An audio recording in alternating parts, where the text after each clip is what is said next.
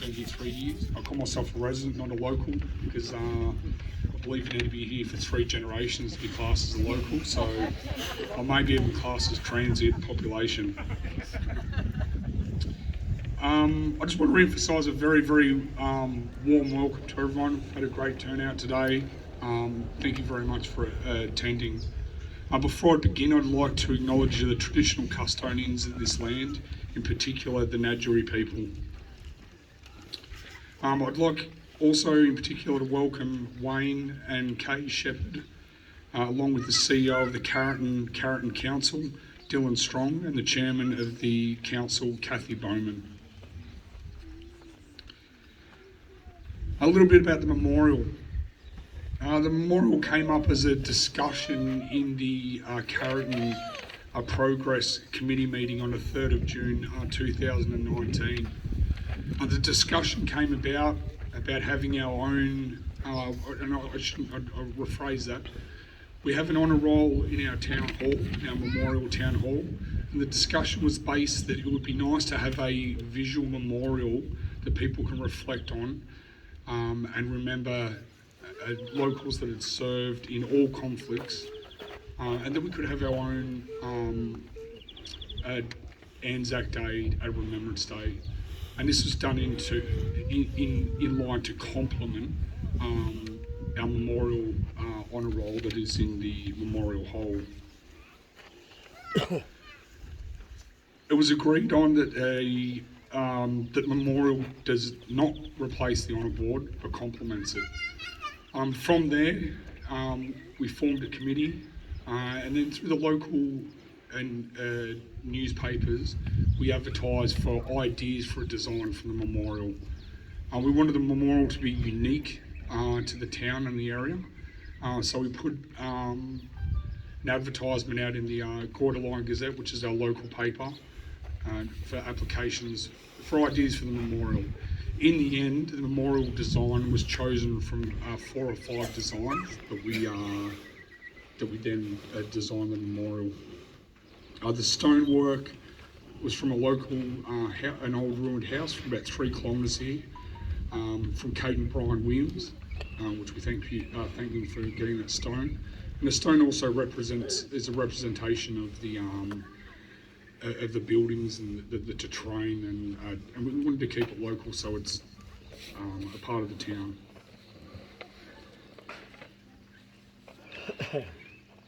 So like I said in the beginning, the memorial is designed as a visual representation, so people can come here, sit and reflect on people from the district, male and female, in all conflicts that served for the Australian Armed Forces. Once we'd agreed on a design, we were able to apply through the 100 Year of ANZAC grant through Department of Veterans Affairs, which were conducting grants to towns that needed upgrades to their existing war memorials or didn't have visual war memorials. Through that grant, we were able to get a federal government funding, and from there we were able to press play. COVID hit last year, which put us back. We were able to get an extension, but I can tell you in the last 8 weeks, we basically pulled this together. So from the we had King Cowrie do the stonework for us, and lots of local assistance. Not only local assistance, cutting stone, carting stone, doing render work, crusher dust, building the flag, mounting the plaques. That was all done by local assistance, and that would not have been possible if it wasn't from the government. Government funding only goes to a certain point, but the local labour is really what put it together, and was literally put together, finalised a couple of days ago, which we're very, very thankful for those locals that contributed to that.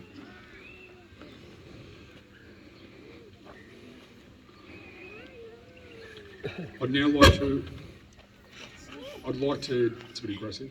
I'd like to now introduce Julie Williams, who's going to give a quick speech and acknowledge some of the contributions to the memorial. Thanks, Julie.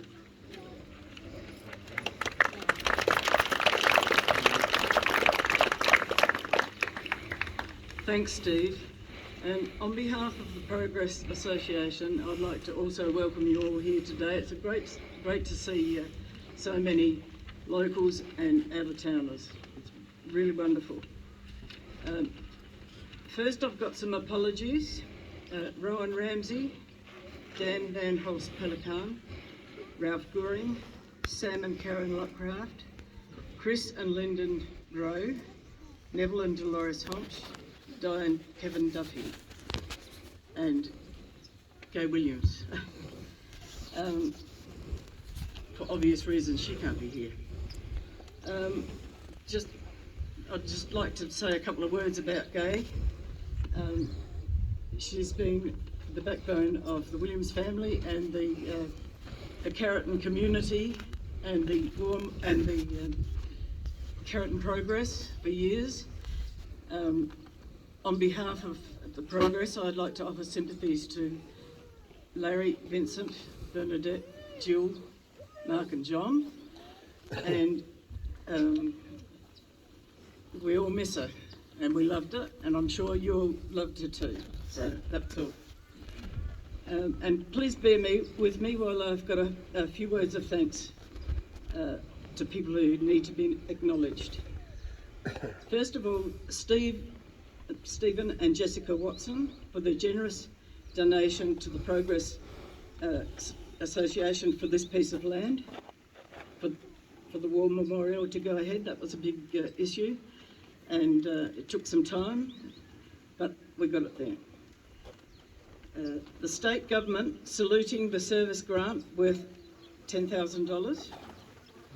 The monetary donations from Carrieton Camp Draft Club, Carrieton Community Cropping Committee, Carrieton Rodeo Club, Dan Van Horst Pelican and Gay Williams.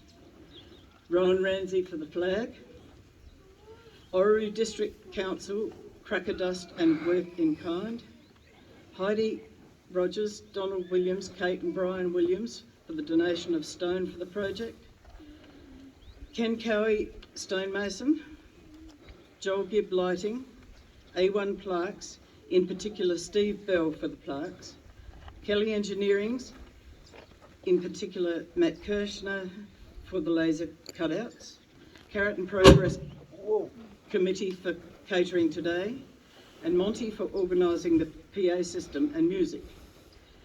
A huge thank you to anyone else that helped in any way with this project. Your contribution was invaluable and we as a community are extremely grateful. And last by no means least, thank you to the War Memorial Committee, consisting of Des Gamo, Trevor Rowe, Steve Watson and Kate Williams. Des and Snow in particular, thank you for all the hours and hours and hours of physical work you've contributed. And to Kate for the secretarial duties, phone calls and paperwork. Very well done, Kate, thank you. We are very lucky to have you guys in our community. And thank you, Steve, for your original suggestion. It looks amazing, and for all your efforts, we thank you.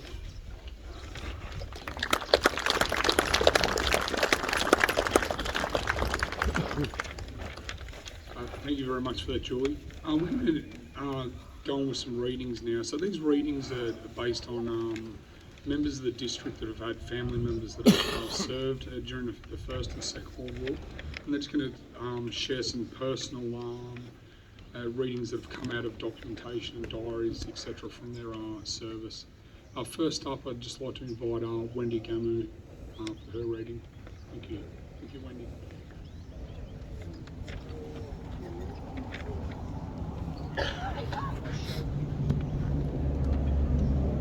I'm reading on behalf of my dad, Corporal Lawrence. Pull the mic Ainsbury. down, Wendy. Is that better? Corporal Lawrence Ainsbury. He was born in Orrery, a Lorien twin sister match with the first twins born in Orrery Hospital on the 7th of September 1920. After leaving school, Laurie became a shearer before joining the Royal Australian Air Force. He enlisted on the 11th of November 1941 at age 21. He was posted to Marley Creek, which is located about 72 kilometres southeast of Darwin. There were 6 Japanese air raids at Kumali Creek airfield between November 1942 and November 43. Laurie contracted diphtheria while serving in Kumali Creek and spent 4 months in hospital before being discharged from the Royal Australian Air Force on the 29th of October 1943.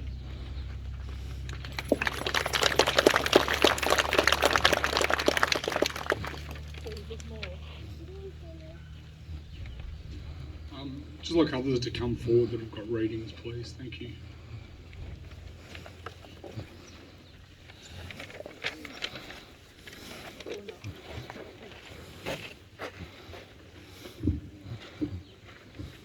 Ross Tufik Rashid, 1921 to 2009, my father. Ross was 407606 Flight Lieutenant from the 459 Squadron of the RAAF. His war service history. Ross was born in Orroroo on the 16th of July 1921 to parents Dean and Ellie Rashid of Carrieton. He was the second child of 3. Ross, along with his older brother Kevin in the RAAF and younger sister Rhonda in the WAAF, served in World War II. Ross attended Carrieton Primary School, then St Peter's College in Adelaide from 1934 to 36. On completion of his schooling, he returned home to work with his father on the family farm on the Wallaway Plain.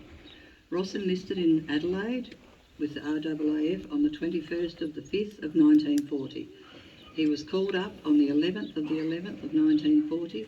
His military training in Australia consisted of RAAF Initial Training School in Somers, Victoria, Wireless Air Gunnery School in Ballarat, Victoria, and gunnery training at Evans Head, New South Wales, where Ross was promoted to sergeant in 1941.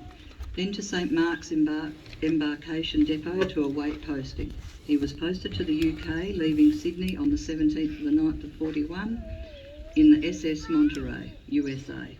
They sailed to New Zealand, Suva, Pago Pago and Honolulu, before arriving at San Pedro on the 8th of the 10th of 1941. Then to San Francisco. Ross then travelled by train to Vancouver, arriving in Halifax on the 23rd of the 10th of 41. He arrived in Greenock, England on the 3rd of the 11th, 41. Then to Bournemouth, Hastings and St Leonards-on-Sea, to Prestwick, Scotland for aircraft to surface vessel radar training. He went to Silloth in England for operational training unit. Promoted to flight sergeant on 7th of the 6th of 41 to Norwich, where they formed the 459 Squadron RAAF. Then to Port Reith, Cornwall. Then 18th of the 6th of 41 to Gibraltar, 8.5 flying hours. They flew to Mersa Mutra. Storms pushed them 250 miles off course. Ross ended up flying, they were near Sicily and Crete, which was then owned by the Germans, or run by the Germans. And he said he was very lucky that they'd had the ASB training to find their way back. He landed at Mutra on the 20th of the 6th of 42. Then to Cairo. From this time engaged in operations, shipping strikes, anti-sub and convoy escort, etc. until finished tour of ops on the 21st of the 6th of 43. Ross was then posted to Shalafa to instruct. Total ops flown was 71 sorties and 353.15 flying hours. He returned to Australia in 1944 to Malala. He was discharged on the 1st of the 9th of 45 after 5 years and 2 months service, flight lieutenant on discharge. He flew 951 hours in total, theatres of operations, UK, Egypt, Libya, Palestine, Malta, Crete and the Mediterranean. Ross married Gwenda Daly of Eurelia on the 4th of the 7th, 1945, and they had 9 children. Gwenda predeceased Ross on the 11th of the 7th of 99, and Ross died on the 21st of the 5th of 2009. Thank you.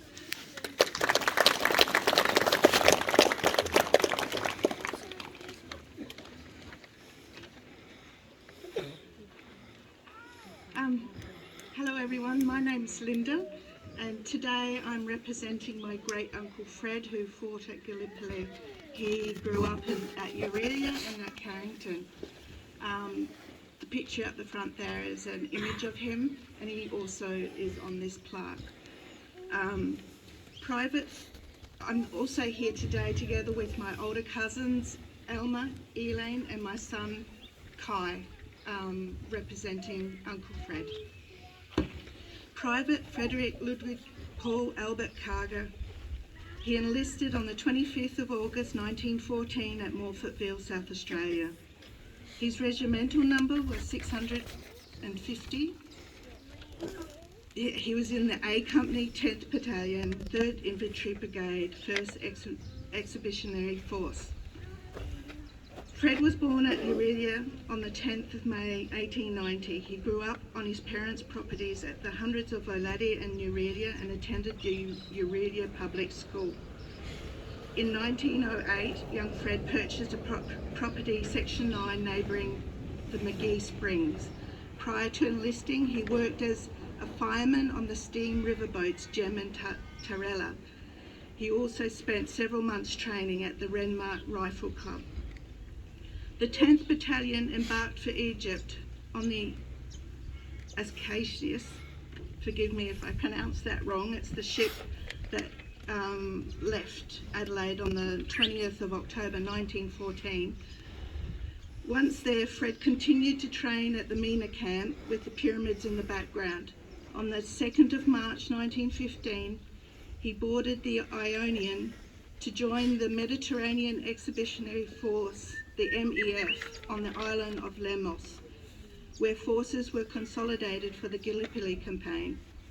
On the eve of the Gallipoli landing, together with the 3rd Brigade, Fred boarded the ship HMS Prince of Wales. The next morning, he was one of the first ashore as part of the covering force of the ANZAC landing.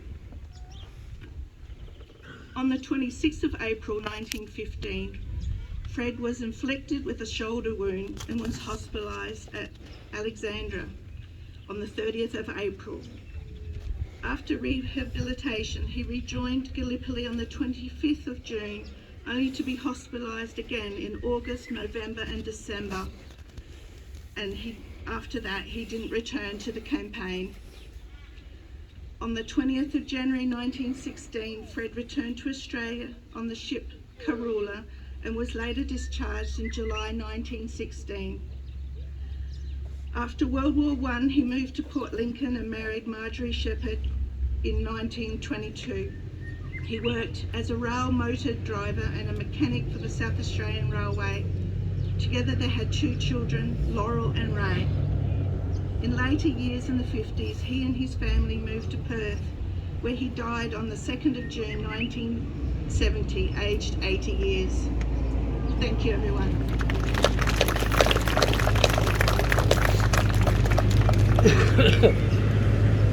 Hi, I'm Sue Lynch and I'll be representing my brother, Paul Johnston Lynch. Dad joined the RAAF at the end of 1943 at the age of 18 years.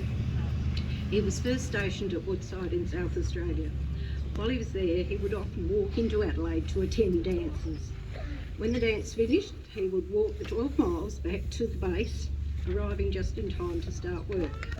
He also attended dances at Semaphore, a distance of 13 miles from Woodside.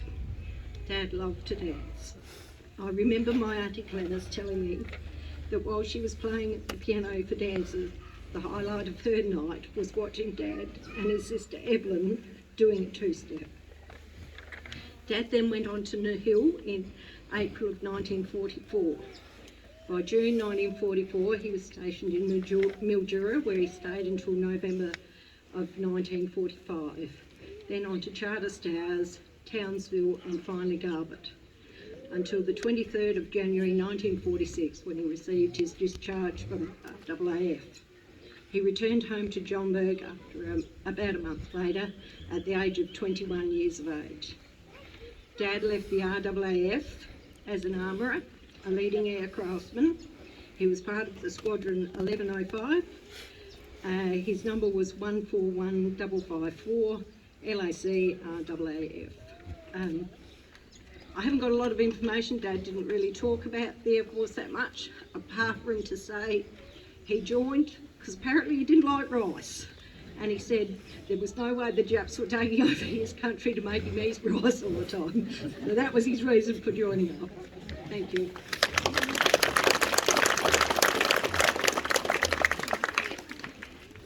My name's Matthew Rowe, and I'm here representing my grandfather, Ronald Nutt, who grew up in Johnburg. He was the youngest child of Corrie and Florence. His siblings were John, Ruth, Horace, and Milton. At the age of 22 years, he was working as a grazier in Johnburg before enlisting in the Royal Australian Air Force on the 27th of February 1943 as a volunteer for the 2nd Australian Imperial Force to serve in World War II. After training in Shepparton in Victoria and Townsville in Queensland, Ron served outside mainland Australia in the Southwest Pacific area as a guard in the No. 77 Squadron, which provided air cover in Kitty Hawks and advanced to the position of Acting Corporal in April 1944 and leading aircraftman in August 1944. So in 1944, Australian and United States forces succeeded in capturing the Admiralty Islands from Japanese occupation. The No. 77 Squadron, in which Ron served, was important in securing Manus Island, the largest of the Admiralty Islands, in March 1944, when the ground party went ashore during aerial combat, having arrived ahead of the entire squadron by tank landing ship. From November 1944, Ron trained at the Wireless Air Gunner School in Ballarat, recuperating from malaria contracted during service until demobilisation on the 14th of September 1945, which was 12 days after Japanese surrender. While recuperating in Ballarat, Ron met his future wife, Valda Ellen Berlin, and they were married in Ballarat on the 9th of October 1948. Following the wedding, Ron returned to his previous life as a grazier in Johnburg, living at Carter's north of Johnburg until 1958 when they moved to Orroroo so that my mum, Christine Rowe, could attend school at the Orroroo Area School. Their second daughter, Elizabeth, was born in 1960, and Ron continued to farm until he passed away on the 3rd of May 2003 at the Orroroo Hospital. Thanks.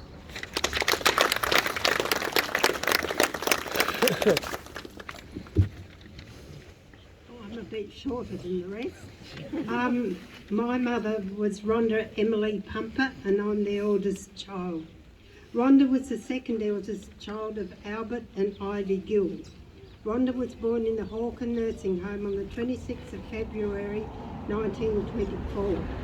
Rhonda spent most of her childhood in Port Augusta, Carrieton and Blinman. She finished her schooling while in Blinman and then went to work for Ted Williams, who was the local policeman in Blinman. After a time, she worked at two local stations, which were Oratunga and Oraprinna. It was while she was at Oraprinna that she enlisted into the WAFs. Rhonda and her sister Mabel travelled down to Carrieton on the train, as Mabel had also enlisted, but into the Royal Australian Air Force. While in the WAFs, Rhonda spent time in Adelaide, Victor Harbour, before going to Bairnsdale. While here, Rhonda became quite ill and was discharged. Rhonda went back to Oraprinna and met Laurie Pumper, whom she married on the 23rd of July 1946. They were married in the Carrieton Church of England. Laurie and Rhonda worked around Blinman area for some time before going back to Oraprinna, and they worked there until Oraprinna was sold to the government as a national park. They then moved to Orroroo, and Rhonda spent the rest of her life there. Rhonda died in Murray Bridge Hospital while visiting her daughter Marjorie on the 27th of May 2012. Rhonda is buried in the Orroroo Cemetery.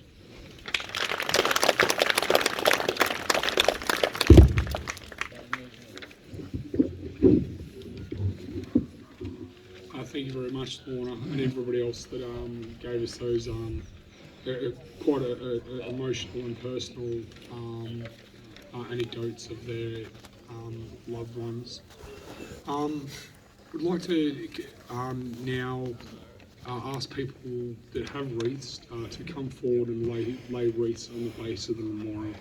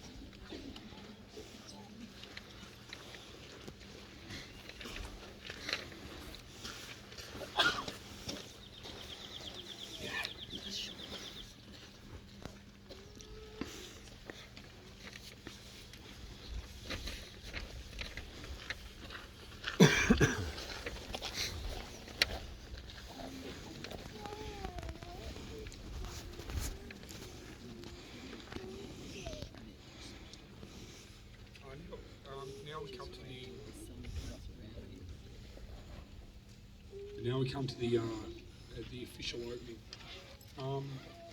Official opening today has been conducted by Mr. Wayne Williams. Wayne Shepherd. I'll buy a schooner after this one. Wayne's name is proudly embossed on the memorial. Wayne was a stock worker and worked in the wool sheds around the district prior to being called up for national service for South Vietnam. He served with the 4th Royal Australian New Zealand Battalion and served in South Vietnam in 1968 to 1969. It is my absolute honour and privilege to welcome Wayne. And Wayne, if you'd like to come forward and say a few words in the official opening memorial. Thank you.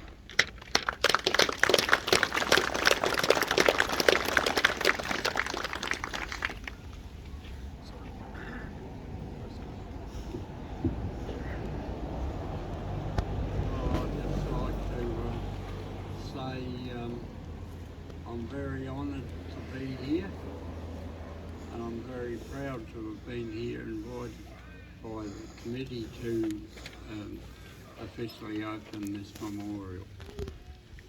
As the locals know, I spent a fair bit of time in here and in Carrieton, especially over the road.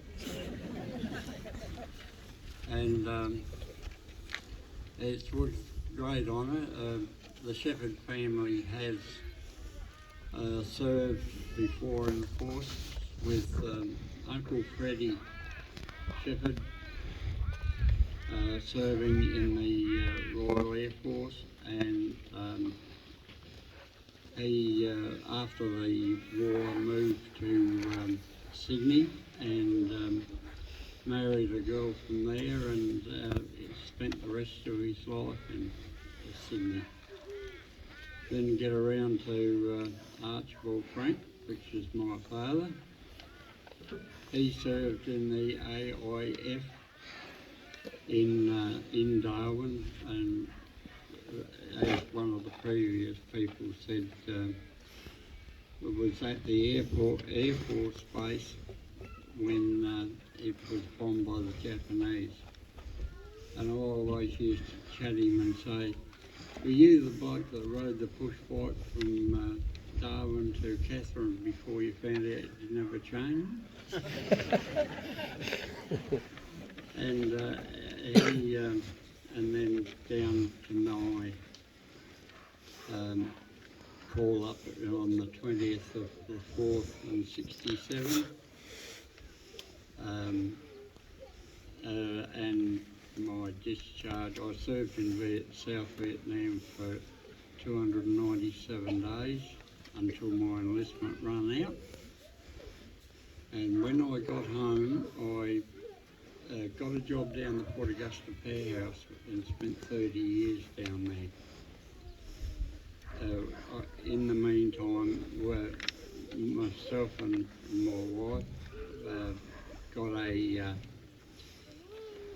service home out at Stirling North, and we lived there for 40 years.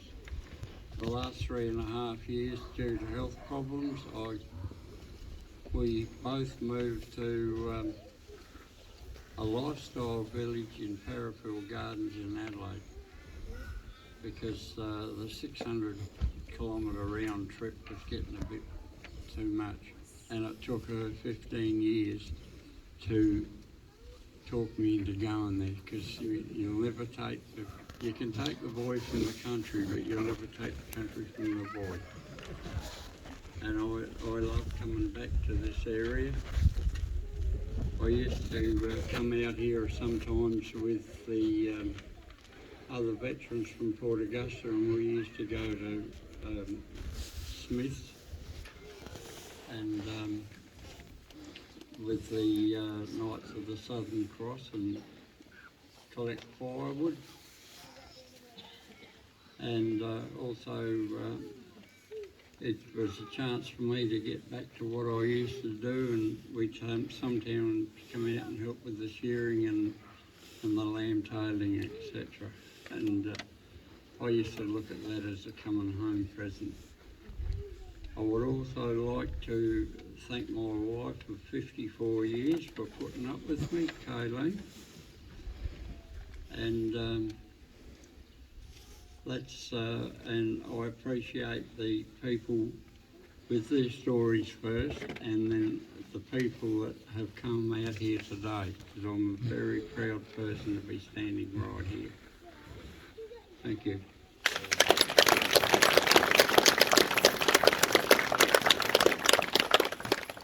While we've got Wayne here, I'll just grab Julie, if you'd help Wayne open the memorial, please. I'll put you on the spot there. Just come with me.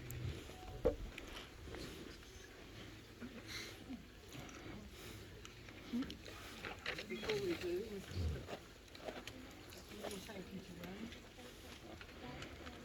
thank you so much for coming and doing this for us. We really appreciate it.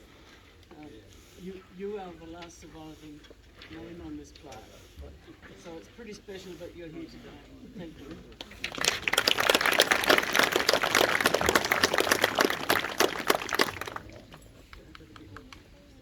How do we go there?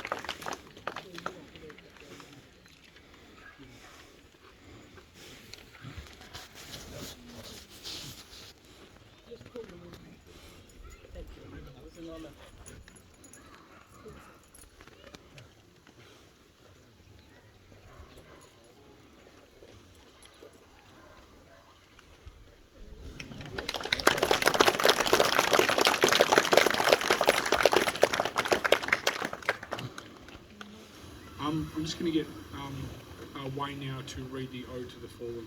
Thanks, Wayne.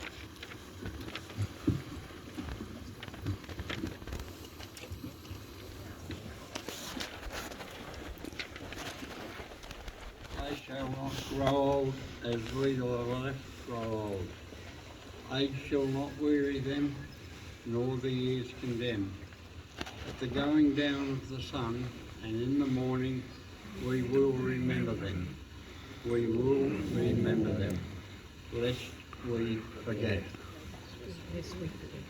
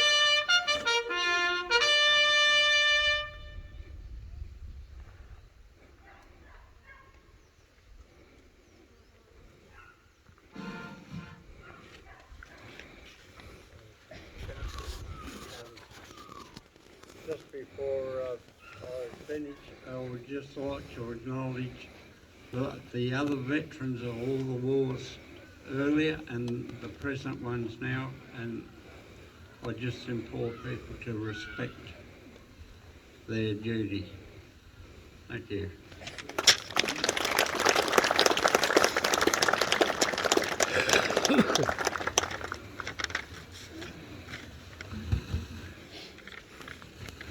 Chris, everyone that can stand, remain standing for the national anthem.